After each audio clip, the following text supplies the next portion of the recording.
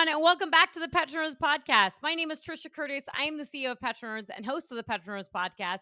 Today is Friday, October 10th, 2025, and it is a heavy, heavy news day. But this is episode 142 of the PetroNerds podcast, and this is a absolute treat. That the body and bulk of this podcast is a heavy-hitting mic drop podcast, and I don't want to take away from that from this introduction, but we have to have an introduction because October 10th, 2025 is a massively heavy news day when it pertains to the US and China and rare earths. But that being said, this podcast is the podcast I recorded with Stuart Turley, the CEO of Sandstone Group, and is part of the Energy Newsbeat podcast. So that dropped about a week or so ago on their platform. It has been really flying off the shelves. I've received incredible feedback from it. So really delighted with that. It was so much fun to sit down with Stuart Turley. And I'm really, really pumped to have this podcast drop because in this podcast, which is extremely timely, we recorded this on September 8th, 2025. That we'd worked really hard about getting this on the books and spending a long time. Basically, we did not shorten this or put a timestamp on this or anything. So we cover peak shale, we talk about peak Permian, we talk about OPEC, we talk about Russia, we talk about the war in Ukraine, we talk about China, and a lot on China. We spend a lot of time talking about Colorado and California and the policies and rising electricity prices. There really is not a subject we don't cover within this podcast. So I think you are going to absolutely love it. I'm super, super pumped to have it drop. But with all that being said, I have to spend time with this introduction today. And I'm going to try to keep it very short, and we'll spend more time in future podcasts on this. There's a lot coming down the queue through PetroNerds, folks. If you like this shirt, you love this. There's lots coming down in the queue for PetroNerds. My sister helped me make this shirt with her cricket. But I was just in Fort Worth a few weeks ago, and that podcast I did with Whitley Penn, or that keynote conversation I did with Whitley Penn, went really, really well. That will be a forthcoming podcast. The conversation I had with Ron Gusick and Andrew Navanti and Sheldon Burleson, all at the Houston Producers Forum, that's also going to be a future podcast. So there's lots coming down the queue that is very timely on all the issues of artificial intelligence and China and the like. But with all that being said, right now, today, what is driving the news and driving the market, particularly the stock market and crude oil prices lower, considerably lower, is the Trump Truth Social post that came out today. It came out actually at 10:57 a.m. Eastern time. But importantly, and I feel like the market missed this, was that I was watching the news when I saw the Chinese rare earth restriction. China put out rare earth export restrictions.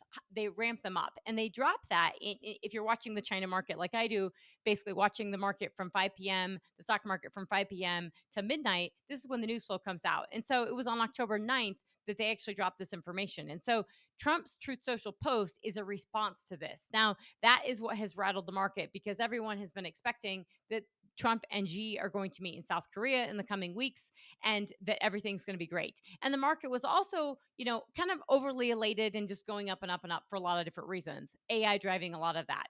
But you had this sell-off in oil already taking place because you had this optimism on this meeting or this Trump is actually heading to the Middle East this weekend, or he's expected to, because we are going to have Israeli hostages released from Gaza, from the Palestinians, from Hamas. We're going to have these Israeli hostages.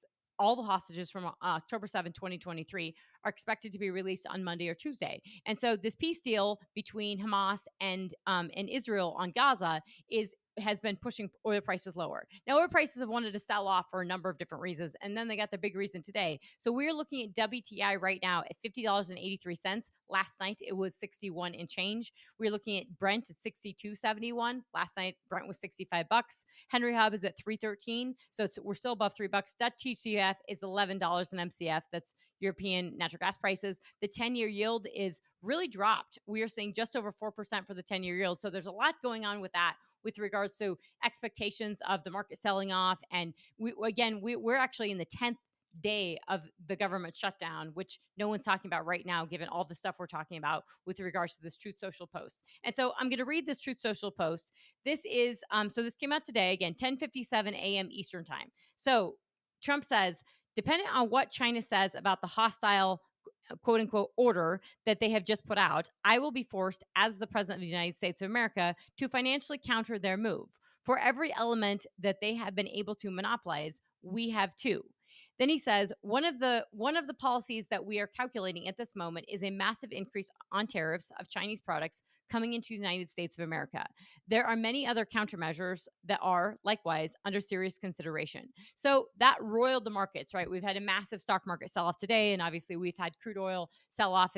You see the signs on TV if you're watching CNBC or Bloomberg that oil's at a 5-month low. So lots going on that front. Now, what happened was on October 9th, I was watching the news in the evening and I saw this pop up is that China ramped up their rare earth export restrictions. And there's a lot of there's a lot of talk within the Chinese watching community, in podcasts and otherwise, of why now that China has really looked at this point to ramp up these rare earth restrictions and actually utilize this rare earth card. And it is really, really interesting considering all the things in the backdrop of what's happening with energy. And something I just want to point out to folks is that when you hear people talking about rare earths and you say, okay, well, what can we do? Yes, we can mine it, and we're looking to mine more of it in the US and otherwise. But you have to, it's not just mining, it's processing. It's a very dirty and energy intensive business, right? You have to extract the uranium and the thorium from this. And you have to use a lot of energy for this. And so when people talk about this, if you're listening to Africa podcasts or China and Africa podcasts like I do, they'll talk about this and say, oh, it'd be great to have a processing facility in South Africa, but we can't because we don't have the energy. And so the energy intensity, something that China has, all this massive coal-fired power generation, is what they use to backstop all of this stuff, from rare earths to chips to anything that they manufacture. It comes down to energy. And so when it comes to rare earths and it comes to heavy industrial processes like autos and steel and everything, they often put just like in the province of Xinjiang, they actually put just a coal plant next to a factory. And so it's really important to put this in context of how we're thinking about this, that yes, it's rare earths, but it's the refined rare earths. And I know people know about that, but it's really important because what China did on October 9th was a significant ramp up in this escalation of their exporting. Now, the context of this is that over the past several weeks and these extensions that we've had in the reductions of tariffs while the US and China negotiate, is that the US has been working to basically continue to get some rare earths from China. That has yes and no. And really, it's been coming down to magnets. And you hear auto manufacturers saying basically they're living hand to mouth because they're of how much they're getting on a day-to-day basis, on a weekly basis, on a monthly basis. And so serious issues because these magnets go into everything, right? They go into F-150s, they go into wind turbines, they go into absolutely everything. I don't care about the wind turbines. Honestly, I don't, because that's not, at the end of the day, that's not the end all be all thing. That's not critical, right? What's critical is that having it or not just for, it's not critical necessarily for F-150s, maybe for Ford's business, but it's critical if it comes to a fighter jet. And that's what everyone's talking about right now. Probably, partly what the stock market's taking into account, but they're also really thinking about increased tariffs on China means companies like Nike and Apple are going to get slammed, which you're seeing in the stock market today. So if you're looking at the Chinese news, what you saw was on October 9th, and I'm probably getting bugged for this because I clicked a link and translated it in English. So this is the Chinese Ministry of Commerce of the People's Republic of China. I put this in English, so that's what I'm reading is the Google translation. And it says, quote, the spokesman of the Ministry of Commerce responded to reporters' questions on strengthening the export control of rare earth related items. So when they put this out there, that there wasn't like, hey, somebody's in the audience, they're raising their hand like you see on a when it's Trump with the news media, actually asking questions. This isn't even planted. It probably didn't even happen. This is just how they put this information out there. So they say a reporter asks, we noticed that the Ministry of Commerce issued 2 announcements on strengthening export control of rare earth related items on the morning of October 9th. Could you please ask the speaker to introduce the relevant solution? Answer. Regarding announcement number 61 of 2025, according to the export control law of the People's Republic of China, the regulations of the People's Republic of China on export control, dual use items, and other relevant laws and regulations on October 9th, with the approval of the State Council of China, the Ministry of Commerce issued number 125 for ministries containing Chinese ingredients. Export control is implemented for overseas rare earth related items. Rare earth related items have dual use attributes for military and civilian use and is an international practice to implement export control. In April of this year, the Chinese government imposed export control on rare earth exports for organizations and individuals to China. The relevant rare earth export technologies also included the catalog of technologies prohibited and restricted exports in China as early as 2001. Now, the whole point with this is that's a very long-winded way of saying this is the first time that China has actually said, it's basically they reduce the amount of rare earth exports that can be put in anything. So this included rare earth, the raw rare earths. So if you had conjunction to, if you were civilian use, but you also had a conjunction to a military use, they're going to slap a restriction, and they're doing it on a case by case basis. So not all military use, they're no longer exporting to, and then they're not allowing the stuff that's not refined to be exported either. And now they're linking civilian and military use, and the requirements, the amount is extremely low. It's like 0.01%. So a massively low figure to qualify for this. So essentially they're just saying, hey, we're upping the ante. We are really restricting rare earth exports. And so for a lot of folks that aren't, fully understanding this, or realizing that they're just in everything, they're absolutely in everything. And China controls the vast majority, often 80 to 100% for many, many rare earths. Not that the rare earths are actually that rare, but the refining of them is, and they control 80 to 100% of a lot of the refining and the processing of these rare end products for these rare earths. That is partly why, not just because the energy that I mentioned, but also the end products like batteries and electric vehicles. That's partly why they're so, they own the market in that, is because they are very, very heavy on the rare earth side, and nobody's refining and processing that except for China. Okay, so just to add a little more clarity and a finer point to this, is there's a really good piece that dropped on October 9th, from Gracelyn Bhaskaran, and she is the head of the critical rare earth segment for CSIS, the Center for Strategic International Studies in Washington, D.C. And the article is called China's New Rare Earth and Magnet Restrictions Threaten U.S. Defense Supply Chains. So she says, quote, the Chinese Ministry of Commerce's number 61 of 2025 implements the strictest rare earth and permanent magnet export controls to date. The move both strengthens leverage in upcoming talks while also undercutting the US's aims to bolster its defense or its industrial base. Continuing on this quote, so she's asked that poses a question: what is it about today's new rare earth and magnet export restrictions that what does this matter? And she says, quote, the new export controls mark the first time China has applied this foreign direct product rule, this FDR-PR, a mechanism introduced in 1959 by the US and long used by Washington to restrict semiconductor exports to China. The FDR enables the United States to regulate the sale of foreign made products if they incorporate US technology. So I'm going to continue on with this and add this last quote is, in quote, the new licensing framework will apply to foreign produced rare earth magnets and select semiconductor materials that contain at least 0.1% heavy rare earth elements sourced from China.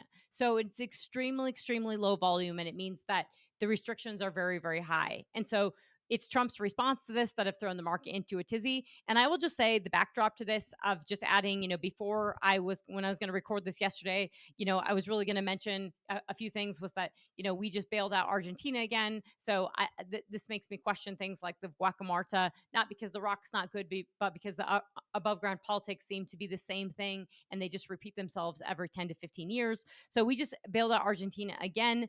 But we've had a lot of news on China, and, oil continues to be this push, the sell off on oil, because we have this, this peace deal with Israel. And that is great to get the hostages back. But I want to remind folks that it took, Israel is having to release 1,700 Palestinian prisoners in order to get their hostages back, some of them which are dead, from the October 7th attack. So that's really, really sad. And then we have to think about, is this going to hold up, right? Is the militant group of Hamas actually going to hold up their end of the bargain? And I think probably, maybe not, but the likelihood that they do is probably not, right? The militant group is the one that uses sewer pipes to actually turn them into weapons, into rockets. They're the ones that use tunnels under hospitals and schools to actually utilize their systems and use their actual civilians as cover for them. So it's extremely messy with that, and there's a big question mark, I think, in terms of why we're having massive sell side in oil prices, or downside positioning on oil, because we have this potential piece. And I've talked about this at length in other podcasts about this pressure on oil. But I think it's important to add also is that we have this ongoing war in Ukraine, and we have a real material escalation in Ukraine's hitting of oil refinery targets and of just oil infrastructure targets in general that they're hitting. Now, Russia largely with regards to their revenue, they're largely looking at export revenue from crude oil, not necessarily just refined products. So, but that means that, as Ukraine is attacking Russian refineries, that having an impact on Russia, right? It's having an impact on their refined product just for their internal use. So that's ongoing. And then I would say, with regards to China, NVIDIA has been out there a lot. Jensen Huang has been out there talking a lot lately. And he was on a media entity called Taiwan Plus, and he was shredding China hawks. I am absolutely a China hawk, and I absolutely do wear it with a badge of honor. And it is not like every China hawk in Washington, D.C., who doesn't necessarily know a lot about China, but likes to say China's bad. I spend a lot of time studying China. And if you study China, the only thing you learn and the gain, if you get deep on China, you become a China hawk, and you become more of a China hawk the deeper you get. And so when Jensen Huang is on Taiwan Plus on the media entity saying that, people wear this with a badge of honor, and he says, quote, it's a badge of shame. And that is ridiculous. And that is not something American or something pro to say. Clearly now he's promoting his business, and he wants to be able to sell NVIDIA chips to China. And I have to say, this is probably not a good day for him, given if he's looking at the news and seeing what's going on, because China doesn't want exposure to NVIDIA chips, and they've actually told folks within China not to buy them. Jensen Huang was also on CNBC, and yesterday morning, and he was kind of cooling his comments a little bit and saying we need a nuanced approach to all of this. But I think he's had a lot of media appearances. He clearly cares about the Chinese market a lot, and I think this is really, really important in the context of this geopolitical ramp up and escalation, and where we're at with AI and chips. And importantly, something he did say on CNBC was that China is ahead of the US on energy. And he didn't say that's because they have very, very cheap coal-fired electricity, but that is why, right? And it's as low as 3 cents a kilowatt hour in the province of Xinjiang. And so he complimented the Trump administration on their energy policies, but we are looking at 20 cents on average a kilowatt hour in the US. We have as high as 40 to 50 cents a kilowatt hour on the East and West Coast. That is the same prices you're seeing in Germany. So with that, folks, thank you guys so much for listening. This is an extremely heavy-hitting podcast. I cannot wait to hear the reviews, and I really appreciate you taking time to listen to this introduction. There's a lot coming down the queue, and I'll be traveling a lot in the coming weeks. I'm headed to Dallas. I'll be at the Whitley Penn doing another keynote talk in Dallas on October 16th.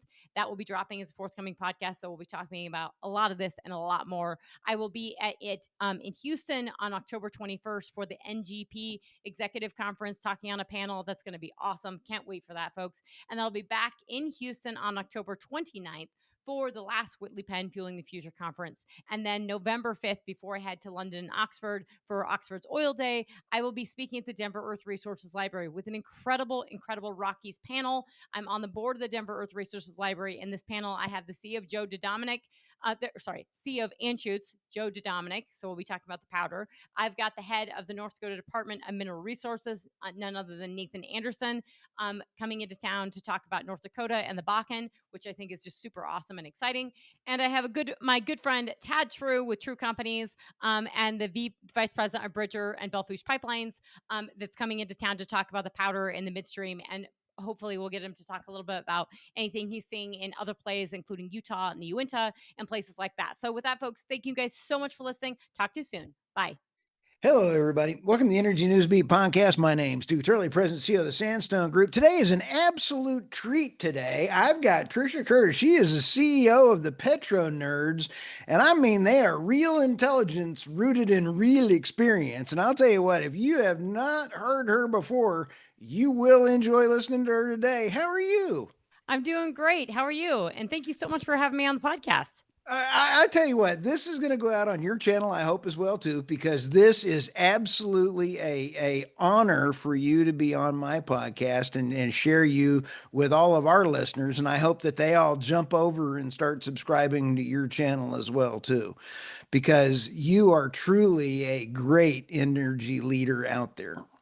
Thank you. Well, I appreciate that. I really do. And I appreciate being invited. And I'm really looking forward to this conversation. I know we have some fun stuff to talk about. It's not like there's anything happening in the oil market or, nothing going on. No, there's about three things, and we have OPEC saying that the oil markets are now. Wait a minute, we're going to put more production on. It was 127,000 barrels or whatever it was, which is minor. And we have that discussion. We have, is peak Permian going to happen, and or is peak oil going to happen? So we got a three full house discussion going on here. I like that. I like this track. I try to add like 8 more things. So I like this, keeping this We got three Yeah, tracks right now, and those are really good topics. and for our podcast listeners, both Trisha and I both sidetrack a lot and we run fast. So get ready to play this back. And so get ready to rumble. Okay, peak Permian. What are your thoughts on peak Permian? Well, I think it's so funny. I coined this in my last keynote I gave, and I was in Midland, Texas, and I said, let's talk about peak shale. And I said, it's a sexy term, and it's everyone wants to talk about peak, the word peak. And so I reminded them where we started talking about peak, and it was actually demand, right? And the Right. first time I had actually ever discussed it in a big setting was actually peak demand, and it was in Saudi Arabia in 2017. And I was Wow. speaking with the International Energy Forum, and it was OPEC and IEF and a bunch of different groups, and they brought people together, and they were talking about peak demand. And I literally looked at all of them and I said, EOG does not have in their slides like a peak demand slide, if that's what you're concerned about. And that's when it started talking about. And so the problem that I have with peak is literally, think about it. We all think about, in your head, you think about peak, you think a mountain peak, like Right. top and coming down. So when people think peak, they don't think plateau. So we should be calling it like plateau shale or butte shale or flat top or something, but that's not sexy. That's not appealing.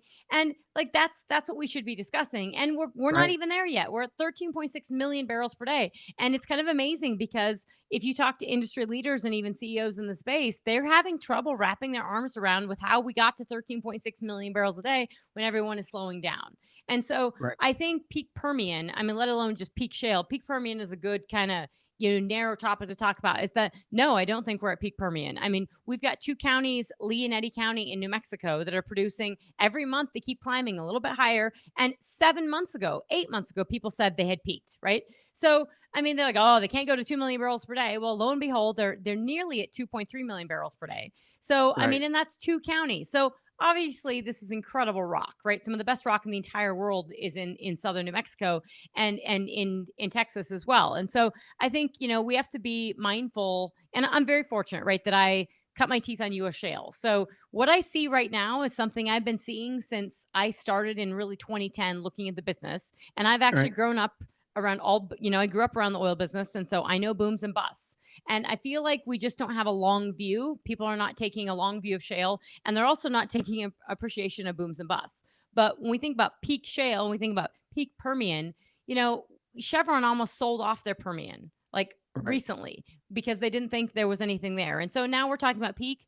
Come on, folks. Like we really need to wrestle, get to grips with this. And that if we were at peak, we would already see refracking, and we're not. So that means that there's still a lot of runway in terms of existing wells left to drill. And then at that point, if we really are running out and we're then people are really concerned, you would start to see that impact on price a little bit, right? We would start being Right. concerned that the US isn't going to be there. And that's what you continually hear on TV. I mean, with all the OPEC talk today, that's everything shale's rolling over.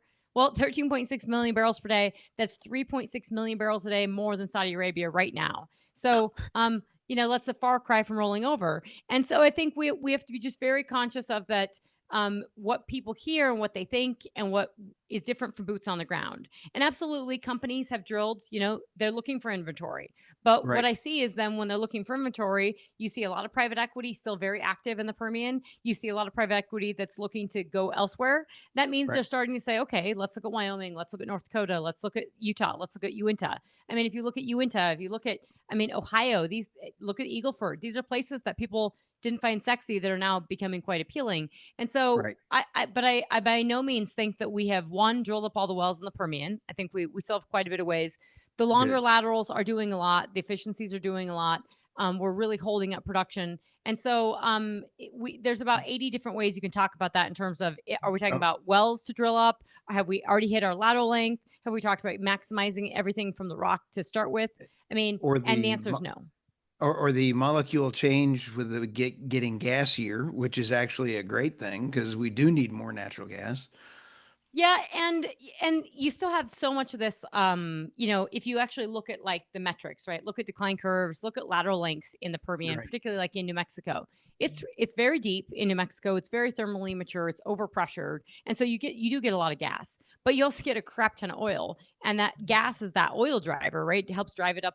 And so we haven't pushed the envelope, I think, in terms of everything there, right? Super long laterals and really tinkering with it because Yeah. it's really deep, it's really hot, and people are still tinkering with it. So I still think, as much as we hear of like we've maxed out on efficiencies, it almost feels like, especially when I go to the field or I'm talking to clients, it almost feels like every time I speak with them, there's a little bit more. And I'm not saying a Right. lot. It's not like, oh, we cut 10 days off drilling times, but it's a little bit. And so these little bits, incrementally start adding up. And I think that's what we're seeing with that 13.6 million barrels per day. And I absolutely don't think we're at peak Permian in terms of production or in terms of activity. I think if we were absolutely at peak, I would say, well, let's have fun with this, because you give me another $5 swing on oil prices and I can guarantee you we can get more out of the rock. Oh, absolutely. I like the way you say that. And we sit back and take a look also.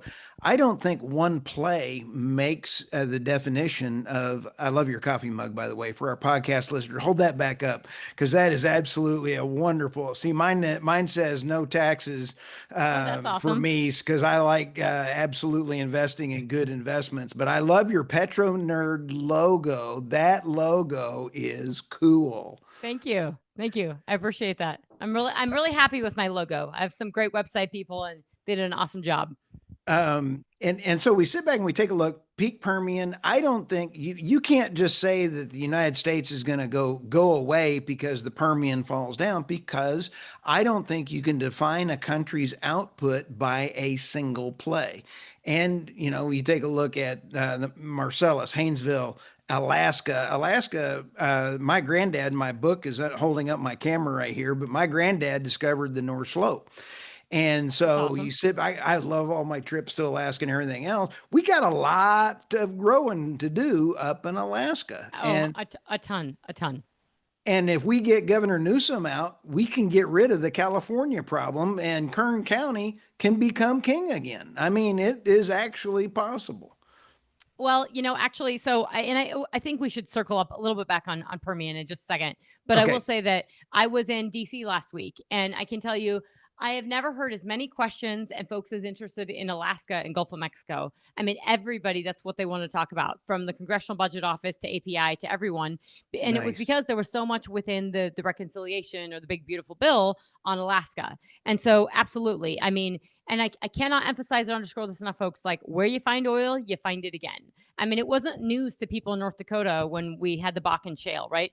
I mean, Right. look at Julie Lefevre, look at the geologists, look at I think it was Lee Price who had that, 70s geology report that I actually still have, and talking about billions of barrels in the Bakken. And this was in the 70s, right? Everyone knew it was there. And so, I mean, we also know that we are nowhere near extracting everything from this rock as it is. Right. We're probably not at 5%. We're probably maybe closer to 10% recovery. But I Right. mean, when you're talking with the guys that are actually fracking, if you're talking with Liberty, you're talking with others, I mean, it's really like, can we get more out of the rock and can we get more out of so-called lesser tiered acreage? Absolutely. It is a matter of price and it's a matter of where we're at. But in terms of like, have we peaked output? 100% not. And start talking about Alaska. Holy crap. I mean, there's a lot left to give. These are on like a terminal decline. And that's not because it doesn't have the production potential. It's because the regulations are terrible. Right. The regulatory problems, and California Governor Newsom has absolutely destroyed with the 20% of California. That one is horrible. I hope to get you in and have you talk with Mike Umbro as well too, and we can Yeah. get that one rolling. Because imagine California, if their gasoline prices are high enough now, take away 20% of their downstream capacity, rut row, they're going to Yeah. start at $10 Yeah. gasoline. Yep. Yeah, and I think that's we have to appreciate that we have a whole value chain of oil and gas in the US. And I actually don't think we appreciate it as an industry, as a sector, or even the government doesn't appreciate fully that, as an advanced industrial nation where, in the US you can't build anything, right? It's very hard to build things with a very Right. lawyerly society. Yet the US is the largest oil and gas producer. And so we have dominated like the oil and gas production space and actually Right. the refining space. And we now export 11 million barrels a day of crude and product, more than any nation in the world. And so not just the largest oil and gas producer, but the largest exporter of crude and product. So 4 million barrels a Right. day oil, 2 million barrels a day of diesel, a million barrels a day of gasoline, a million barrels a day of propane. we export a ton of this product. And so that refining sector, that California, like they will know how important it is when it goes away. And they've declined over time, but like we've got to really pay attention to the refining base, because I actually just was looking at Chinese data, and for the first time, China has more refining capacity than we do. And Yep. we have more refining capacity than any nation in the world, 18 million barrels a day. And it's super important because it doesn't matter if you have the crude oil and you don't have the refining capacity. And everyone's learning this the hard way with rare earths and critical minerals, is that, yeah, you can have some, but then you got to go to China to refine and process it. We have our own production and we have our own refining. And that is so important to make sure we maintain. Oh, it is. And I don't know how to handle this one, but when you take back and look at China's encroachment into, they've just invested, I believe it was billions of dollars in Venezuela, excuse me, in Brazil, and they've also started drilling in Venezuela as well. That's right in our backyard. And It if is. we're going to It is. be doing energy export as a service in order to be energy dominant, you're going to need to have a little more control over your backyard. And boy, that one ought to wake up the White House. It's a tough one because I think throughout all administrations, the excuse me, the encroachment of China, well, China's not taken seriously enough as it should be, but Right, also developing nations, it's really tricky, right? It's Latin America, Africa, yes, we need to be involved, but the extent to how you are involved and how you get things done, it's always been tricky. And I'm not like understanding the fact that it's in your backyard is really, really important. But even Africa, the influence of China is huge. For Latin America, it is in our backyard, and it is that China absolutely wants to have an outsized presence, like with every other country, right. so that they can push back on the U.S. And so, God forbid, there's ever kinetic war, China will absolutely use their relationships within South America and Latin America. But it's also Bet. just important from a resource base, is that early on China went over there so that in Venezuela and lots of South American nations, Brazil, to get oil. And then that evolved, obviously, to say, oh my gosh, and you have rare earth minerals and you have all this other stuff. And you need us because you guys are poor countries. And we have no issues about, we have no strings attached to our money, and we don't care about your human rights or rule of law. We'll give you the money and you just give us resources. And so that's sort of how it works with China. And particularly in Africa, that's also how it works. But also, these nations are also feeling something, and that is dumping of Chinese products on their shores. And, Right.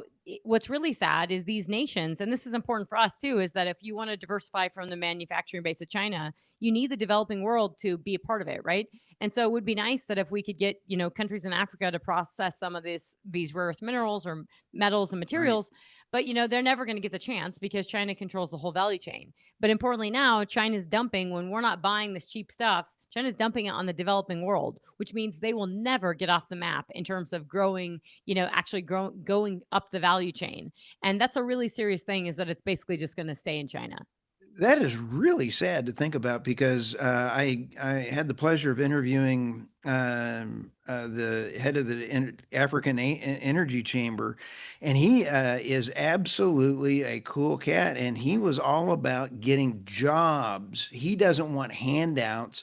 He wants jobs and oil field and everything else, and he is about don't give me a handout. That doesn't do me any good. Right. Get me a job. Yeah, I think that's exceptionally serious. And so yeah, I think that the role of China in our backyard is one thing, just from a pure presence standpoint. I mean, Right.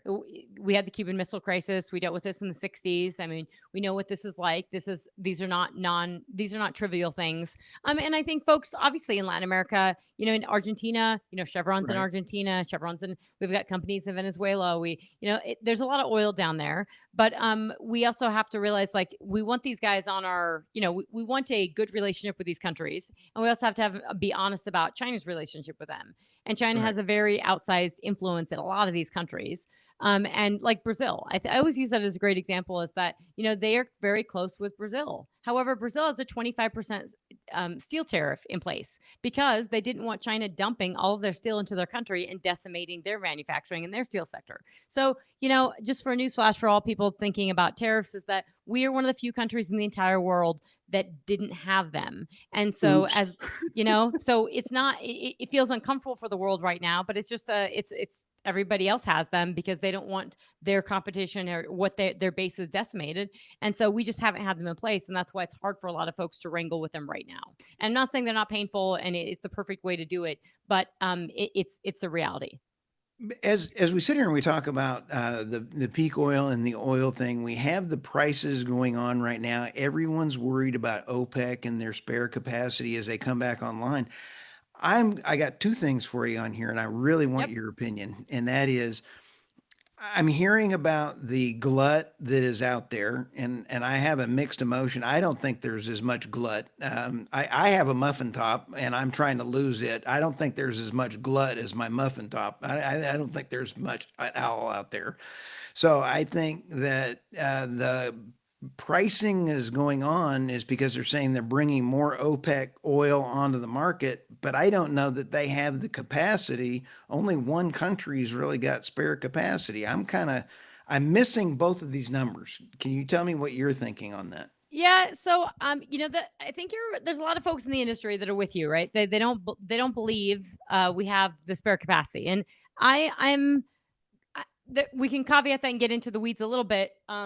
And we certainly have some folks in OPEC that at the moment aren't producing as much as they say, and some countries are overproducing actually. Right. So let's just square the circle right now, in that right now we're at like Square 60. the circle. We're at like $62 a barrel right now. Okay, we are absolutely oversold on prices for the moment right now between supply and demand. The demand side isn't cratering. We're not in the 1929 Great Depression. Okay, we're Right. not there yet, but we are also not in a rip roaring economy. So we have some softness on the demand side, and we have a Right. lot of oil production. If nothing else, we should know by our oil production, we have a crap ton of oil production on the global market. So we have a very well supplied market, and we have an okay demand economy. So we're in this position now. A lot of people keep saying 1 million barrels a day. I hear this, and then I hear the flip side is we're they're oversupplied or we don't have the spare capacity. And I hear Right. more in the industry that we don't have the spare capacity. And I'm a little concerned with that because I think it kind of reinforces a narrative of we're eternal bulls and we're bullish on them. We have to go to 85 and we're going to go there and we're going to go to 100 and that's where we're going. Well, every time we go close to there, we come back down because it's too high. And guess what happens? Right. Everybody produces. And so look at Canadian production, look at Brazil production. Everything's up. Outside of OPEC, all production is up and up significantly. So OPEC, what they did 2 years ago is Saudi Arabia took 1 million barrels a day off the market as a voluntary cut. It was a lollipop. It was a gift to the market. And essentially they gave they made it look like and made it feel like OPEC Plus had market cohesion. And they Right. really didn't. It was just Saudi doing this. Now Saudi, and if I was advising them, I'd say do it. Take back market share. It's not that bad of a global demand market. Yes, we have a lot of supply, but you're getting your lunch eaten by Russia. You're getting your shares eroded, into China and India by Russian crude. So absolutely, put some more supply back in the market, make it more competitive. And by the way, Iran's killing you, Iraq's killing you, and some of the Iraqi crude is actually Iranian. And hello, we're going to have to sanction everybody at some point. So get the barrels out there and start doing this. Right. So there's a lot of, I think, intelligent moves that the Saudis are making, but they look on paper right now, they're just under 10 million barrels per day for the latest OPEC figures. We're not undersupplied. So that thing I think we have to be careful with is that, where it's a muffin top or not, is that we're not undersupplied. And I think this question of spare capacities, could OPEC produce more? Well, Right. 100% absolutely Saudi could produce more. The question is, what's the time frame, right? Could the UAE produce more? Could Kazakhstan produce more? Could all these countries produce more? Yeah, they could. Right. Absolutely, they can. And I think, again, we have to appreciate that for us, we're thinking about, what does it cost? And we got to put the drill bit in the ground and we got to drill 3 mile long lateral. And this costs, several tens of millions of dollars, and we work really hard and we sure as hell don't plug a 700 barrel a day well. That's actually a really good well here in the DJ Basin.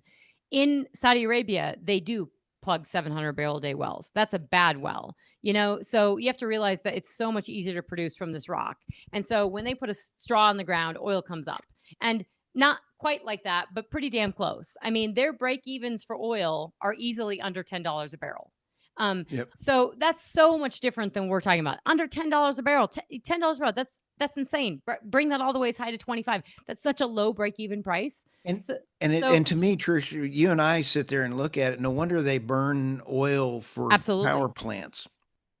Yeah, Absolutely. So your power, and you burn, the Saudis burn at least a million or over a million barrels a day in the summer. And so they're very good at producing oil. And so could the Saudis, there was only one point, and that was a few years ago, where obviously COVID, when there was a price war, and Russia and Saudi Arabia were both producing 12 million barrels per day. Now everyone says, well, they can't do it. Well, we've also never asked them to. The global market has never said, we need US to be producing 14 million barrels a day. We need Saudi to be producing right. 13 million barrels a day, and we need Russia. It's never been there because we are incrementally growing demand. And again, that's not cratering, but we're not at 120 million barrels a day of demand. So the Right. market's never called for it. And so I'm very careful. I feel like there's so much skepticism. Always there's skepticism on it's peak shale. It's Saudi can't produce. It's these guys can't produce. And I have to be careful. I think that's a little bit of wishful thinking on the oil industry's part. So I just want to caveat that Wow. we're very, very good at producing oil. And as you see through history, and you look at through all forecasts, we actually produce way more than every forecast says, and we produce more under much lower price scenarios than we've projected throughout history. With least amount of impact on the environment in the Absolutely. United States. I'm Yeah. so proud of our oil and gas folks. I mean, they do Yeah. such a great job. No, it's incredible. I mean, to think that 13.6% of global production is coming from the US and is coming from, a developed nation with rule of law, that can't Right. build anything, but we have this major industrial of oil and gas, and that we do it so well and so efficiently. It's really Yep. something we cannot afford to let When loose you're of. wandering when you're wandering around town in the halls of Congress and stuff, when we take a look at the Democrat-run states like Colorado, your beloved Colorado, you take a look at It's New definitely not my Jersey. beloved. I do what? It's definitely not my beloved. Well, I love Colorado before the Californians moved in. Both my kids were there, and I planned on retiring there until the things changed.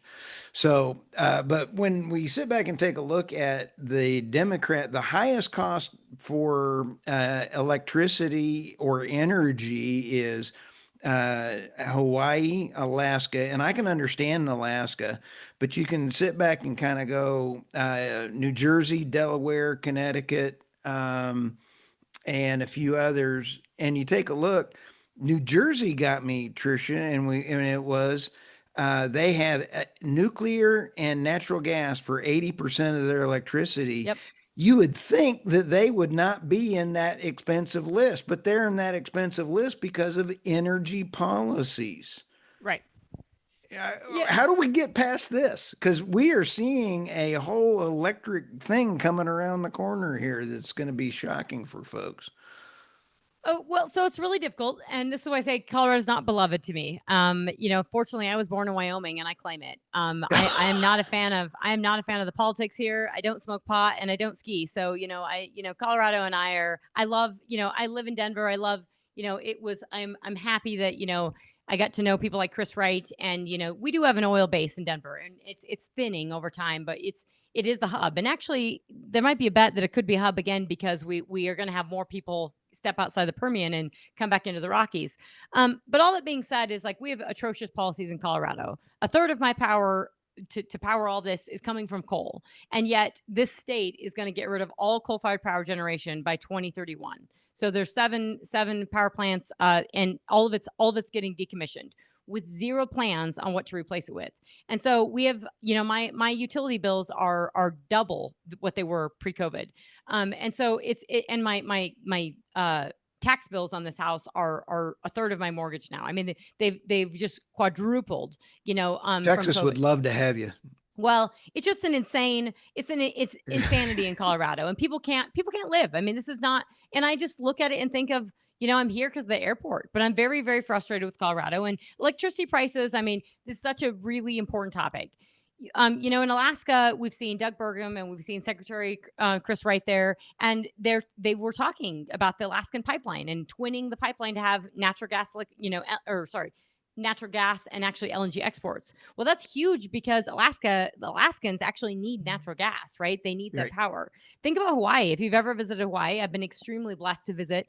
they are run on diesel power. I mean, holy crap, they're one of the richest states. Like the tourism, they run on diesel. 60% of their power is oil. Yeah, diesel. You're running on oil. So we could change that. Like, absolutely makes sense to have, and we could, they could get the LNG from Alaska, but they could get the LNG from us. Like, they should be powered by natural gas, right? That easily. We should not be powering, Hawaii with oil. That makes no sense. LNG to power plant in Hawaii would cut emissions dramatically.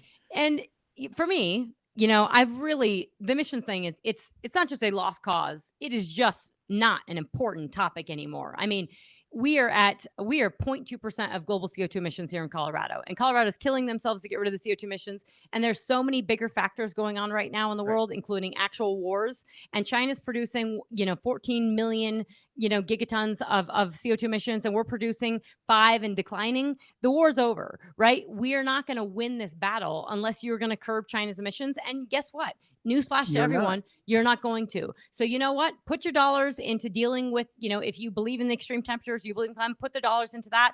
But you know what? Hedge your bets. And also EVs, solar panels, wind turbines, they're about the crappiest forms of power to combat extreme temperatures that I've ever heard of. Right. So we really need to be getting intelligent, but we also need to be dealing with the issues, which is that people don't have affordable power anymore. And we're increasingly looking like Europe, and Europe can't make anything, let alone AI. They can't build bullets and ammunition. And so power generation is just so important for this. So to answer your question, this is so it's state by state on their own regulations for power. It's these power purchase agreements that have to be changed, including in Texas, where you still have a lot of wind and solar coming into the grid, where we have wind and solar. Everywhere you put wind and solar, you increase electricity prices. Like, it's guaranteed. Period. But that's largely because, and you look at the data, the latest data for the US, we now have more wind and solar in our grid than we have coal-fired power generation. And our nuclear has been flat. And nuclear is great, but our baseload power is being decommissioned. We have natural gas. We don't have as much of it. We're not adding. And so we've got this problem with these costs. And that's what you're seeing on the East Coast, is taxes and all kinds of things. Same thing you see in the UK. So I think in the US, we have to have pragmatic energy policy. And really, and I say this a lot, but it's so important, is that I want to see this administration get as serious about electricity prices as they are about oil prices. Oil cannot do the heavy lifting for inflation for everything. Electricity prices, go after the utility companies, and let's start seeing the natural gas costs get passed along to the consumers. Well, I you want were spot on.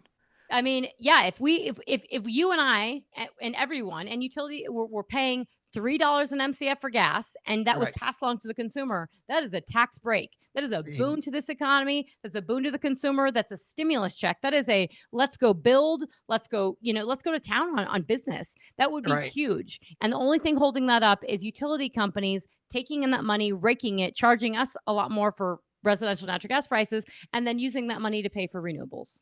You were spot on, and especially when you take a look at ERCOT. ERCOT is about what, 98, 92 megawatts on max capacity, but yet they have 180 megawatts of nameplate capacity, because whenever you have, as soon as you put a wind farm on or a wind turbine, for our listeners, they know that you got to magnify it up there because they're not always on. So you've paid for 180 megawatts of power, but you only need 92 megawatts of power. Right. I think that's one of the biggest things people have a hard time understanding, is that, and we don't have good transparent data on this. You need to have every state, you need to know their power generation, what they're actually generating power from, and then their power capacity. And when you see those, you see a very clear trend, is that states like Colorado and California built out a crap ton of wind and solar. And then they still have this coal and natural gas, but they only pull on it a little bit, and they pull on it, and it takes all the efficiencies. And actually, Colorado's plan is to get rid of all the existing stuff, including natural gas, and then build small little natural gas facilities. Well, the problem is when you have all these signals from the market, from AI and otherwise, the answer is to just build a bunch of combined cycle natural gas. And that's what everyone thinks is going to happen. But not if you have these power purchase agreements, which subsidize the crap out of wind and solar, and then you build those, and then the consumer gets absolutely screwed with these very high electricity bills. And so this stuff is breaking down as we speak. It's breaking down in front of our eyes. And the answer is to, hello, publicly traded utility company and utilities commission, get on board. Stop representing Excel and start representing the consumer.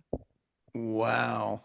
I'll tell you what, this is an exciting time. I don't think I have ever lived through a news cycle like we've been in the last 2 years. No kidding.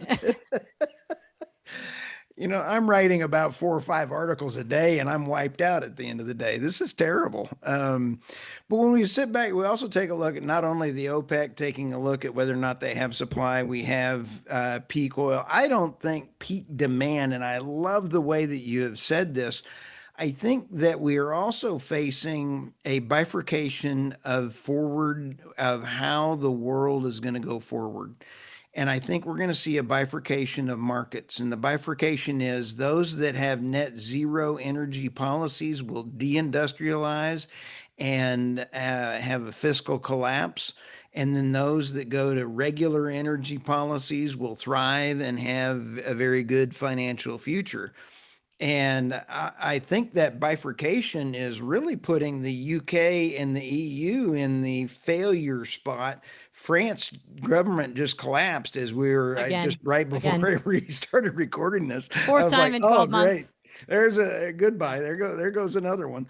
So I think that bifurcation is up for grabs because I had felt that President Trump, if he could have gotten a peace deal, we might have seen Russia, India, the United States being with Saudi Arabia and all that and having that as a trading bloc. But now that the trading bloc is kind of dissolved and President Trump says he's going to be bringing more sanctions on Russia to get him to the table, I don't even know how any of this is going to fold out anymore. Okay, so you got a couple big topics here, which are great because it lets us get into geopolitics in Russia a little bit. But I think starting off your point about this bifurcation and of this the kind of global economy with energy, and this is stuff I've been telling the Pentagon for a while, is that and leaders and folks, is that we do have a clear bifurcation economy where it is literally just Europe and the US that's saying we're going to go net zero, and the rest of the world could give a rat's behind. I mean, they Exactly. really don't care, and they're not going. And so actually, we have 165 exajoules of coal consumption, all-time record highs. China is 92 of the 165. So they're more than half of that. That's all-time record highs for coal consumption. So no, we're not going to decline CO2 emissions because China and India keep rising. And two is that energy demand is growing, it's not falling. And so Right. people talk about energy additions and wind and solar. Actually, you would probably use less coal and probably less natural gas if you stopped adding the really crappy wind and solar into the grid. So, I could guarantee you global CO2 emissions would fall because China wouldn't be making it from coal-fired power generation, but more importantly from forced labor. So, there's all kinds of issues with that. But we have a real problem in Europe, and it's so incredibly serious because their price for electricity is about 44 cents a kilowatt hour right now. So we're going like this, but we're about 20 cents a kilowatt hour and much higher in cities. But it's really starting to really hurt businesses and consumers and economic Right. our ability, the things that differentiate us as a country. Well, Germany can't build anything. And so it's killing their manufacturing sector. And they are an industrialized country that makes cars and everything. They're super exposed to China. So this is a big problem. But they also have these really expensive electricity prices. And, we'll talk about the France collapsing in just a second, but because they're the second largest economy in Europe. So you've got the UK, France, Germany, all going crazy on net zero, but all realizing, hey, we have very expensive electricity prices. And guess what they also did? They all just said, okay, Trump, and we're gonna spend 5% of our budget on defense. Well, you can't do, and the stock market's ripping, and everybody's like, oh my gosh, this is so awesome. Invest in Germany and the DAX, and this is great. I mean, the German stock market is smaller than Apple, like the market share of Apple. So talk about diversification. I'm sorry, but like it's just not that depth. You don't have the depth and liquidity that we have sort of in the US. And so we have to put this into perspective. These are smaller economies, but they're absolutely deindustrializing and rapidly on the back of these green policies. And I really think, and this is why I say this is so serious, is I'm not going to fight the game. I'm not going to fight the fight on CO2 emissions anymore because we have serious issues like actually making sure we have enough ammunition. One, to make sure if we have to fight a war, God forbid, but two, to make sure we don't have to.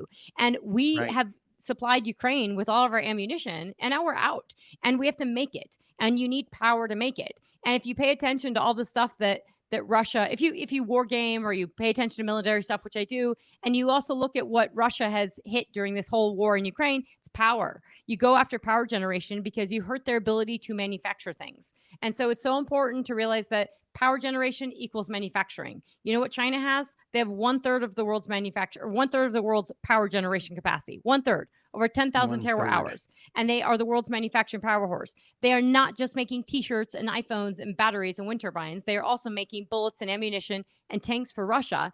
And they're able to do that for themselves. And so it's when we think about Europe, Europe has a real problem now on just defense, right? They have to be able to defend themselves and they need power generation to do that. So they're going to have to get their electricity side in order to just even get close to their defense spending, let alone, I mean, even 2%, let alone 5%. So these are really serious. And then, France collapses their fourth this is their fourth prime minister in 12 months. And so they had a no confidence vote and they collapsed. And this was all based on the budget. So Right. they've run a budget deficit now for they've never been in 50 it's 51 years now, and they are 150%, 115% of GDP. Now we have a lot of spending and we have a lot of debt, Wow. but we're all still way less than China. So I mean, these are just super serious issues. And the one thing you have to realize is that when you're competing with China, like Europe and like we are, we're Right. thinking on dollars and we're thinking on profitability, and they're thinking on winning. And that's it. Right. There's no profitability, there's no anything. So they'll throw everything in the kitchen sink at it, and we'll sit here and talk about CO2 emissions, and we will lose. So it's time Wow. we you know Get get back with the in the program. game. Yep. I'll tell you, that is amazing. I'm sitting here going. You sit back and take a look. They've got 54 reactors. Of their 54 reactors, their parties over the last 10 years have wasted the maintenance dollars, and they were only running about 24% of capacity because of failure to do this. They had a gold mine. Yeah. They had a flat gold mine they let rot. Absolutely. And and I know you and Doug Sandridge are really big on the nuclear side, and it's fantastic. I think nuclear power would be an answer, silver bullet for many things. And just Right. for just cheap, reliable baseload power. The problem is it's not cheap, at least not right now, because we can't build anything. Um but also it's not cheap, but also we do have a problem in other countries where it's not just power. And let's be honest with ourselves, if it's in the Middle East or if it's in China, it's not power, it's also weapon. And so we have to be very honest with ourselves, is that nothing in China is ever clear cut, right? It's never, oh well, we'll just use it for nuclear power. No, No, china's you won't. thinking China's thinking that we will have a baseload nuclear power. We will reduce our exposure on oil. We'll have a very electricity dense sector with coal, with nuclear, with everything. And then if we have conflict, that they're banking that we won't hit their nuclear power, right? And they're definitely cross pollinating everything they can for nuclear ambitions, for weapons and everything. And so I Right. mean, I think it's just a reality how energy works. But you can talk about Russia in this. I mean, nuclear power is fantastic. It's just you have to maintain it in the places like France and Germany, and you have to you have to give the maintenance to it, and then you have to build on top of it, and that would be a great thing for Europe. And then we just have to get around ourselves and build the damn things. Right. And as Doug's been on the podcast, we need to expand it where we have it, and we need to just Right. get over ourselves and start building it. And we also have to realize that the military's been using this for decades, and they've done it they've done it very reliably, very safely. You are able to do that, and in a country like the USA, we are able to do that, and we should just lean into it. The great and wonderful Chris Wright his team put out a great thing. If you can't tell, I'm a Chris Wright fan. I'm over here going, yay, Chris, yay. It is nice having a Department of Energy that is actually run by somebody that knows what they're doing.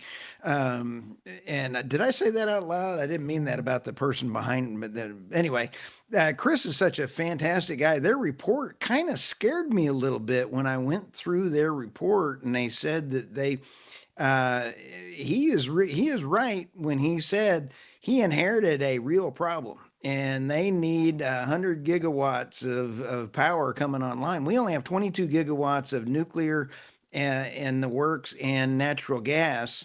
I believe it's Hyundai Heavy, Hyundai Heavy or a Japanese firm has committed to doubling their production on the natural gas turbines. I have to fact check myself on that, but they were buying 150 natural gas turbines from China.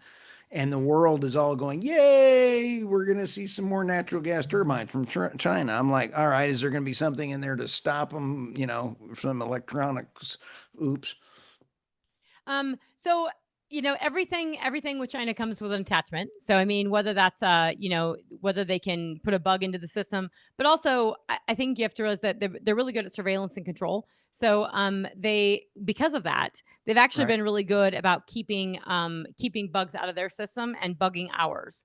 And so there's actually some articles in Foreign Affairs this month that Foreign Affairs isn't great all the time, but there's a decent article talking about China's ability to, just because they're so good at their surveillance and control, it's made them quite good at defending themselves with bugs and quite good at bugging us. And so when it comes to power, it's a really serious one. So if you're getting anything from China from a power generation side, or Lenovo laptops for that matter, I mean, it is problematic in terms of what they can do.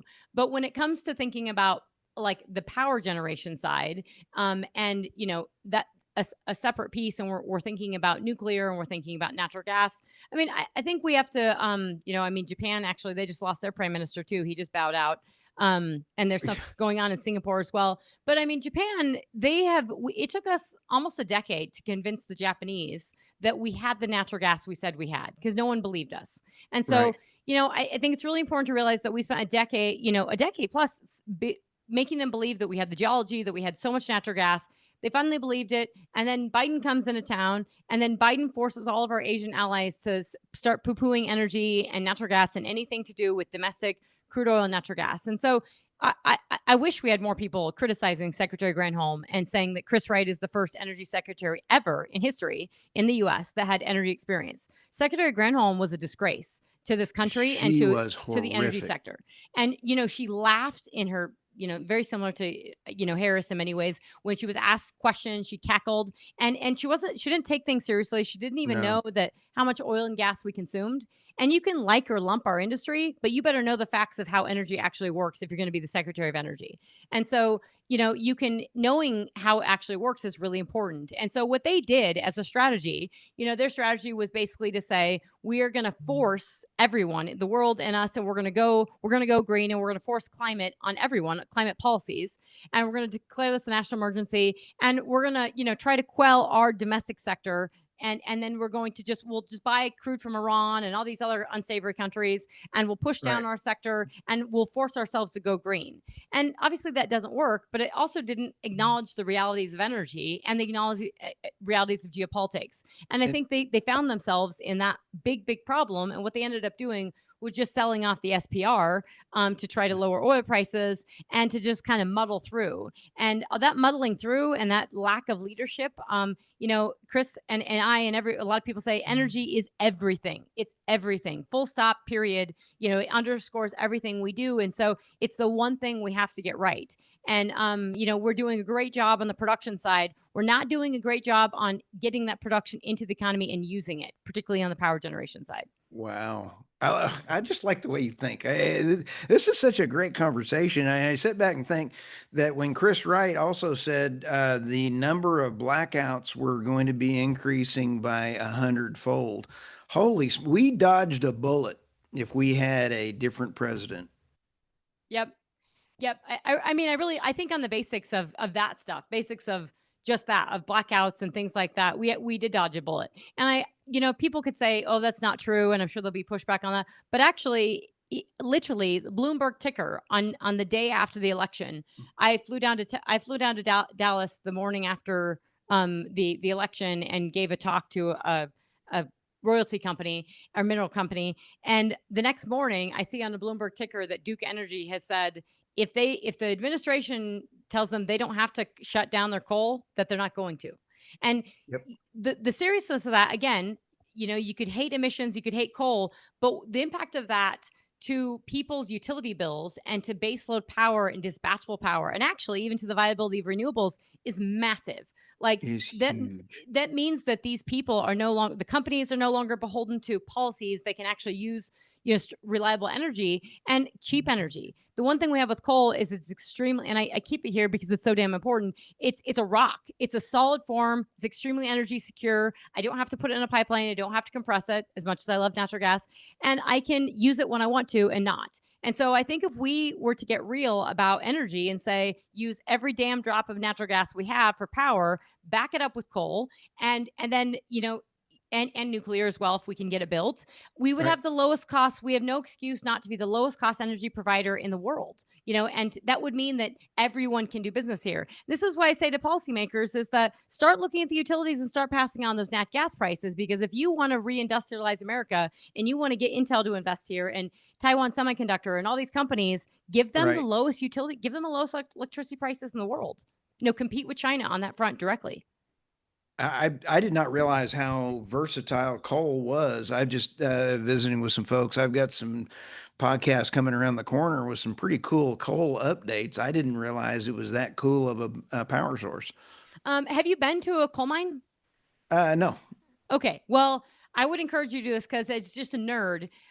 It is very cool, and I think what's impressive is that how beaten down it's been in our country for Right. 30 years. We basically effectively had a moratorium on mining any more coal. And if you go to outside of Gillette, Wyoming, you have two of the largest surface coal mines in the world outside of Gillette. The third is in Indonesia, and then I think 4 and 5 are also outside of Gillette. So tons of coal outside of Gillette, Wyoming.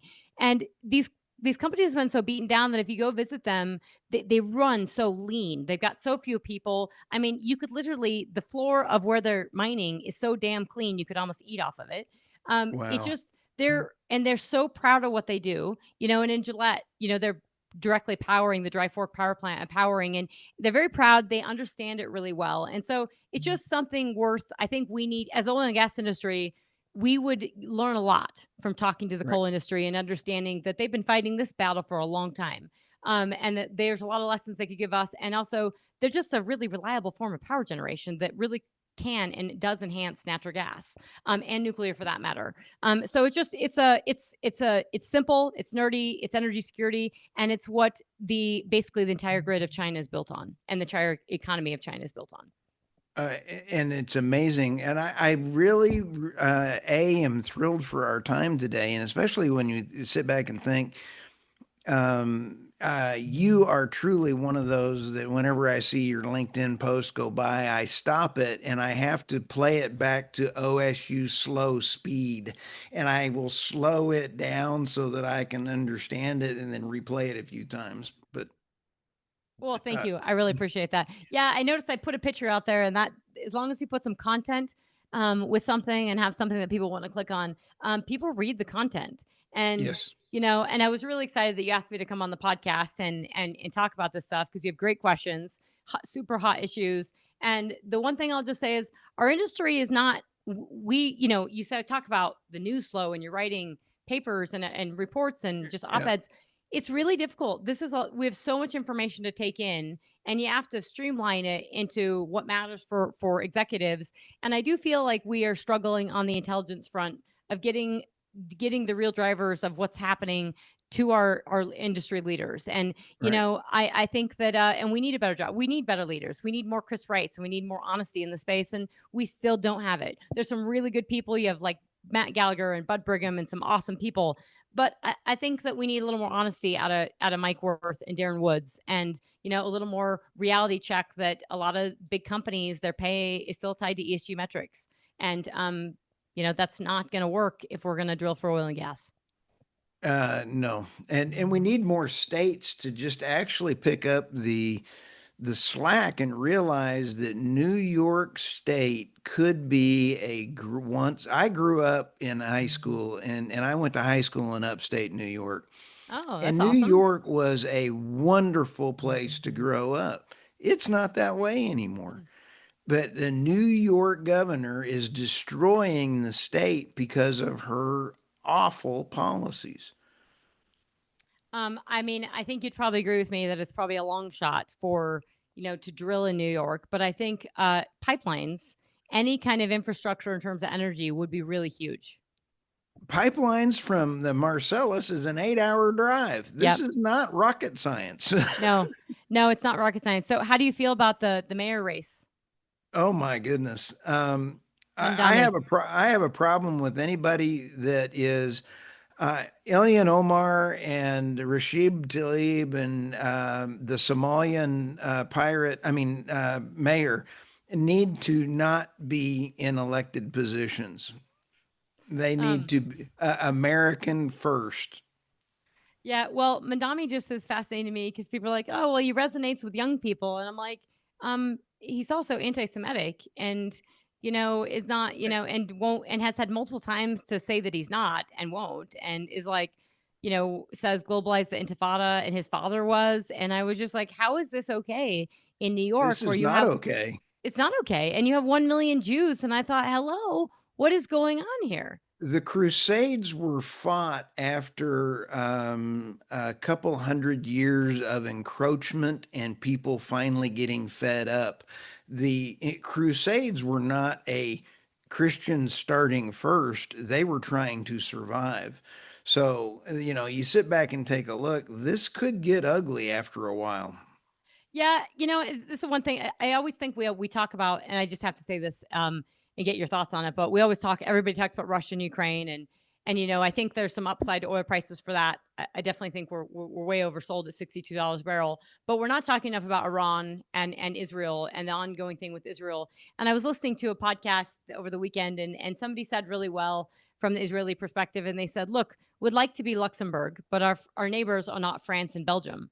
And I thought, that's such a great characterization of where Israel's at. And so all I see, I turn on the stock market at 5 p.m. on Sunday, and I'm watching the Asian Open. And then really at 10 p.m., that's when the Middle East opens and you get all, Middle East talk Right. and OPEC and everything. But that's also when they go to town on ripping on Israel and how horrible it is and how many deaths, Hamas has reported. And I'm like, it's just the whole terrorist organization thing, and the skewness of the information on this is really serious. But that to me is that it's one thing that's just not really appreciated as a serious ongoing geopolitical is a war and geopolitical risk in the market. Oh, it is, especially when you have the Houthis still bombing the Red Sea and still controlling that. Here's one of the things that I have with Iran, excuse me, in Iraq. Iran and Iraq interchanged their tankers because Iraq was the number one supplier for oil to California. And so some of that was actually from Russia and some of it was actually from Yep. Iran tracking those tankers as they did.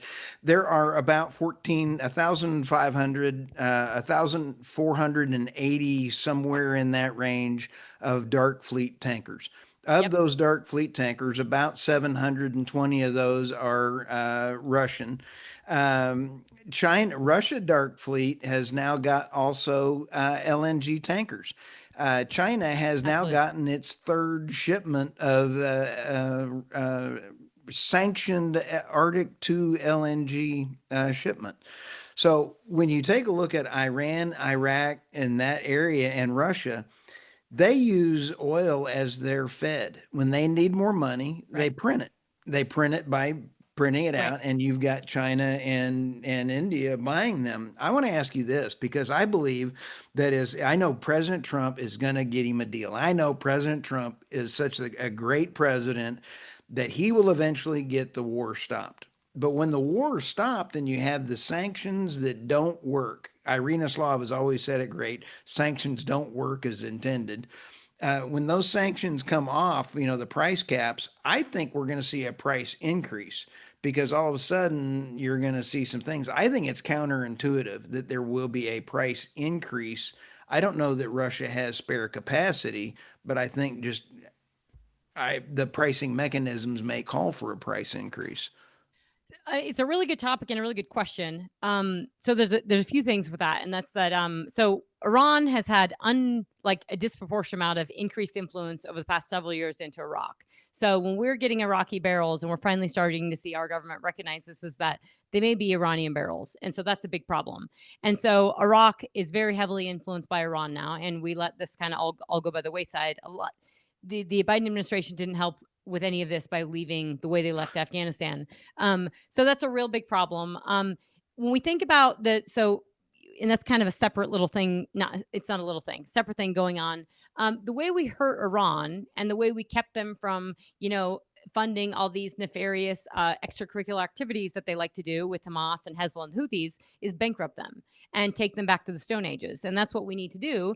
And the only way you do that, and I'm sorry for the Iranian people, because I think the Iranian people are not the problem, but the government is. And the government doesn't care about the people, just like Hamas does not care about the people. They absolutely do not, or they wouldn't build their damn tunnels right under these places and use their people. So we have a problem with this, and we have to recognize this. So with Iran, the Trump administration did do a very good job the first time around in terms of actually enforcing these sanctions and reducing their exports and curbing the money that they were getting.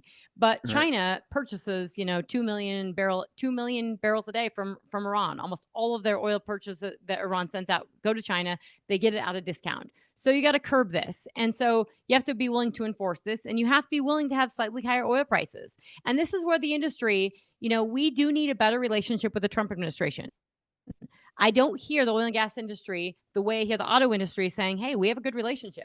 I don't hear that. Now, I heard the Wall Street Journal terrible article that dropped last night, talking about pay to play and how close the administration is with Ham and Chris Wright and how dirty this is. And I thought, look, these people actually care about this industry, and there's a reason they voted him, they donated and voted him in. It was not because they all wanted jobs. It was because they wanted oil and gas to be around because they know we actually have to turn on our lights. But all that being setting aside is that, so we have to probably deal with the Iran thing. We have to deal with probably have a little higher oil prices, which is not bad because it enables U.S. production and strength, right? And so we need that. And I think the economic role of U.S. oil and gas needs to also be addressed and emphasized, and we need to be doing a better job as trade associations and lobbying in talking in Washington about how $70 oil would be amazing for the industry, and it would be and it would be okay for the consumer as well. Then when it comes to Russia, do they have more spare capacity? They actually probably do. And I say this because pre-war in Ukraine, most of us who were pretty nerdy on the subject and new experts and stuff on the ground, Russia could probably have grown production to 12 million barrels a day, which you saw that, you saw the ability for them to do that in that price war or in 2020. They were able to do that without lifting sanctions and getting U.S. knowledge, right? To grow that more than that, they would really need our help on U.S. shale. They would need it on the Arctic. But the Russians are very, very good at oil production, not dissimilar to what we are. Like, they are gritty. They pull themselves up by their bootstraps. You might die on a location because it's not up to snuff on specs, but they can produce damn oil, and they're really good at it, okay? Like, this is one thing, like, they are tough, okay? It's cold, it's snowy. I mean, anybody that has a bear for a pet, we have Rottweilers, they have bears. And I'm not condoning, like, Putin is very bad, okay? And so also the other problem is that even if Trump gets a deal, and he might get a deal, he's not going to end this will not be Russia's end, right? So you have to bankrupt Russia. You have to really hurt them. And the ability to hurt them is, again, take away those oil shipments and LNG. Europe is still getting oil and natural gas via LNG from Russia. That should have ended a long time ago. And so nobody was willing to take the pain, inclusive of the Biden administration. Nobody wanted higher oil prices or anything. You have to be willing to suffer a little pain to really end this. And so that's the only way it's going to end, is if you really hurt, Putin, and you take away his money. And that means that then you got to throttle China. And that means, hey, China, and hey, India, and hey, everyone and Iran and North Korea, all you bad guys who are supporting this. And it's going to be really difficult because there's nothing China wants more than this war to keep going, because it is draining our ammunition severely. And I just want to add one more thing. I heard this in a warfare podcast this weekend, and you'll get a kick out of this because I think it was Irregular Warfare. And they were talking about why, just this little thing about, and they mentioned energy. And I love this piece because we started attacking the Houthis, which was just phenomenal. Like, we did this incredible execution. Everybody said we couldn't do it, and we did it, and we plinked them off, and like, all of a sudden ships start getting attacked. Well, the reason we did it was probably because we needed to do it, but also because France couldn't, because they didn't have the ammo, because they didn't have the power to make the ammo, and they ran out. Yeah. And I thought, so power generation, when I say energy is everything, folks, it's damn everything. Like, it's full stop. Wow. I did not know that. Yep. I didn't know that either. I've got about 19 other questions that just popped in my head after your last question there. I'm I mean, sorry, that was a long rant. I I apologize. thoroughly enjoy this conversation. This is absolutely one of my better conversations. Was You are fantastic, and I do Oh, thank you. appreciate that. Um, the oil that we see in the natural gas coming out of I lost my train of thought here for a second, but it was, we take a look at this is a critical part for ending this war.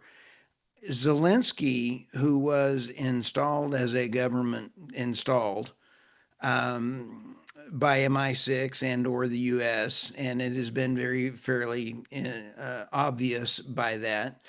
Now he is trying to go get those guarantees, and and Russia has now put out on their TV that Ukraine will be divided by three different things, by three different groups. There'll be the middle group, which is the area of no man's land, and then the Ukrainian controlled, and then the Russian controlled. And now they're trying to say that the guarantees to end this are going to be needed. The Bank of London is broke. You have the Bank of Paris is broke. You have Germany failing. They cannot rearm themselves. This is a gigantic thing. So when President Trump goes in and tries to bankrupt Russia, he's going to trigger a complete collapse of the EU and the EUK. This is a complicated full stop. It is complicated, and I think if you just look at all the wealthy Russians in London, you would see connections why these countries having a hard time. I think we spend a lot of time of both things can be true. Putin can be really bad, and Ukraine can be corrupt. And I'm being honestly that Ukraine was a corrupt country, and it's a beautiful country. It is a European country, but it's not Germany, right? And even Germany we all have levels of corruption, but it wasn't Germany, right? So Right. they weren't to levels, and they border Russia. So it's a scary neighborhood. The problem is what Russia wants is they never want a deal. They want a deal because they want destabilization of Ukraine, because then they'll eventually take all of it. They'll just bide their time. And so what you've seen now in the latest stuff out of Russia is that they're never going to acknowledge they're never going to acknowledge Zelensky or the government of Zelensky, because as long as they don't have to acknowledge it, then any deal they go into isn't really a deal, right? So they can just break it. And so it's just all, they're going to break it anyways, but they just don't have to live by that ceasefire. What they really want is freezing enemy lines with a little bit extra. So they basically, if you look at the maps right now, they have a nice little chunk of eastern Ukraine. And if they get all of the Donbass region, they get this really high elevation point. The Russians love elevation. Look at their embassy in Washington, D.C. It's the highest elevation in Washington, D.C. So they get to see over everything. The fact that we let them build out there is ridiculous. And known for all of its spying operations. But anyways, if they get the Donbass and they get the 100% as opposed to 98%, they'll do a ceasefire if they get all this region and say this is ours.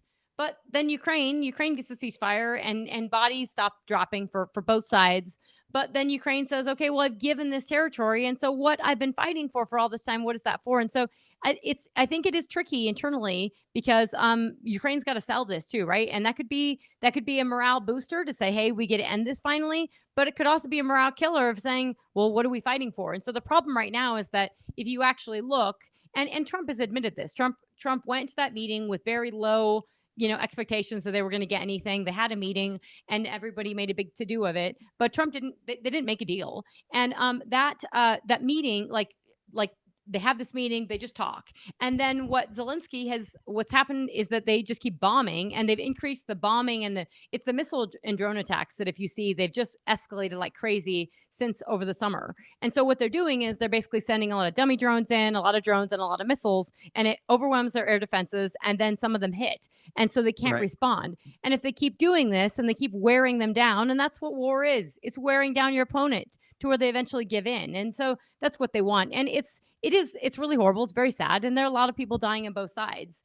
And Putin is horrible. And, Ukraine is not a perfect country, and they are corrupt, and Zelensky might be a puppet, but it's a situation we've got. And you sure as hell don't want to give any more to Putin, because when you give a mouse a cookie, they want a glass of milk. And we should know this with the ESG movement and all the craziness there, is that you know, It it is a complicated mess, and I'm glad I'm not trying to solve it. So, absolutely. It's but very complicated. the one thing I would say is it would make more sense for President Trump. But when President Putin went to Alaska, he signed a deal on the I believe it was the Exxon the deal for the Sakhalin project to a proclamation to get that thing started again. He came with businessmen to go do business.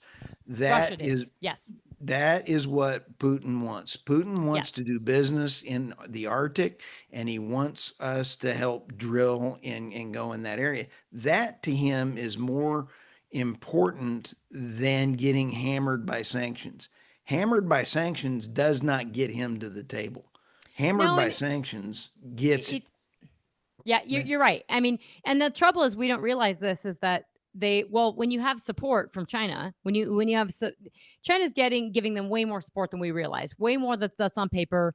They're buying Right. all their stuff and they're giving them direct support. And China wants this war in Ukraine because then we are preoccupied over there and we're not focused on them and the Asia Pacific. So And they it's a started drilling in Taiwan's waters. yep. So while we're busy with this, they're over there drilling in the EEZ, the economic zone Yep. of Taiwan. Oops. And just pushing the boundaries, right? They're pushing the boundaries on all kinds of fronts. So I think with Russia, they did bring their men, and the fact that it's and I don't know if this is 100% verified, but it seems like it is that the Exxon is starting to they're thinking about or starting to talk to the Russians about potentially going back in. Not a good move by Exxon's part. I think they've made a lot of bad choices lately, but that's not a smart geopolitical move. I wouldn't touch it right now. You got burned once. I don't know how many times you need to get burned, but it's just the timing. It looks horrible if nothing else. I would want Um, guarantees. yeah, guarantees, no kidding. Well, it's Russia. And so I think that, yeah, that's what Putin wants. But the reality is that when we think about sanctions, they were very, very effective when they devalued the ruble. So everybody wants to know why didn't they lose oil production? Well, they're not fighting a war in their country. It's not like we're bombing oil production facilities. So that's one. Nothing's really impacting Right. that. And they just have to maintain it. And again, they're very good at this. And so since 2014, when they took Crimea and the world did nothing, um, absolutely nothing. They devalued the ruble and then they changed the tax code to where they could get essentially all the oil companies made just as much money as they did before with the ruble devaluation, and they incentivized them to produce more. And so Wow. they had a lot of small companies, not dissimilar again to US Shale, where these small companies just kind of went to town and bootstrapped it and just went nuts. And it was really, and I'm not saying again, not congratulating the Russians or saying they're good, from an oil industry perspective, it was quite impressive from the production standpoint of what they were able to Wow. do.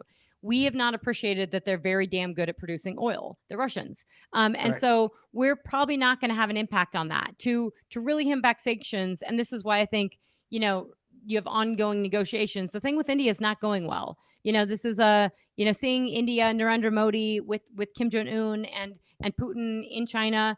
This wasn't good. And Trump put out that tweet saying, good luck with your new friends. He probably means it, which is not good because that means that 50% tariffs on India, like this stuff has huge ramifications. I think that's a long game. I do think India might come back to the table because, just getting cheap crude from Russia, I don't know. I think you probably want to trade in the global space, but this is very, very intertwined and complicated. And we are starting to really see clear lines with these blocks of countries that are saying, screw the US and screw the West. We're going our own way.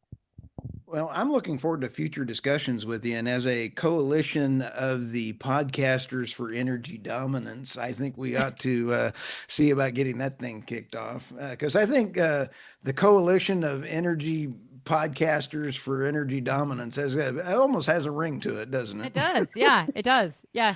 So, That's good. I'm, and I actually think that we're not, we people, the market and everyone pays lip service to this energy dominance. But when you think about the role of energy in terms from manufacturing, in terms of being this industry in and of itself and what it's providing, and the fact right. that we're a developed nation and we can't build anything, and yet we produce more oil and gas than anyone else. The energy dominance has a huge from energy security to national security to economic well-being to just what we can do with it and the ability. We would have much higher oil prices and all prices if we weren't producing 13.6 million barrels per day, given all the stuff we just talked about. If you want to find out what a third world country is, just wait till 2026 and look at California. Just kidding. Anyway, Trisha, tell us how people find you. Yeah, no, that's funny. You can find me on LinkedIn. So, when I'm talking to folks, people always say either they are followers of the podcast. So the PetroNerds podcast, it's on the website at petronerds.com. You can reach out to me at petronerds.com on the contact us page. You can reach out to me on LinkedIn. I do a lot of posting on LinkedIn. And for the industry, that's pretty prolific. I'm on Twitter. I don't have as much appealing stuff. So, but I am on Twitter. So it's Trisha J Coffee. That's because I drink a lot of coffee. Yeah, those are the three main platforms. And so I love this stuff. I'm deeply passionate about it. But also it does matter a lot to business. And, you can move the needle if you're the smartest person in the room. Well, thank you very much for your time again, and we'll get this ready, and we'll have our staff send this over so you can push this out on your Absolutely. on your channel as well too. Because I truly appreciate everything that you've got going on and doing out Thank there. you. So Thank you so much for having me. This is a blast, and I love your background and all your clearly Well, cool. this is stuff. actually my guest area here, and then that is my view from up here. Here is just one of my offices I've got 3 offices, and I normally have 9 screens, but this one's got the best lake view. So That's awesome. Good for you. all right. Very cool. All right. We'll see you soon. Okay. Thanks. Thank you. Bye.